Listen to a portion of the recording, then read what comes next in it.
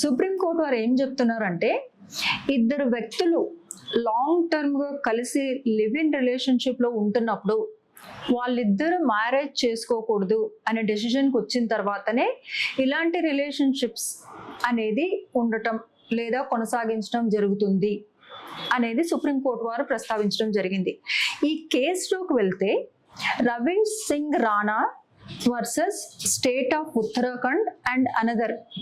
ఈ case details ఏంటంటే, ఒక వ్యక్తి, ఒక మేల్ అండ్ ఫీమేల్ ఇద్దరు కలిసి లివింగ్ రిలేషన్షిప్లో 2 సంవత్సరాల నుంచి ఉండడం అనేది జరిగింది. ఈ 2 సంవత్సరాలు దాదాపు ఇద్దరు లివింగ్ రిలేషన్షిప్లో ఉన్న తర్వాత వాళ్ళిద్దరూ ఒక అగ్రిమెంట్కి వచ్చి పెళ్లి చేసుకుందామనే అగ్రిమెంట్ను ఇద్దరు కలిసి మ్యూచువల్గా రాసుకోవడం జరిగింది.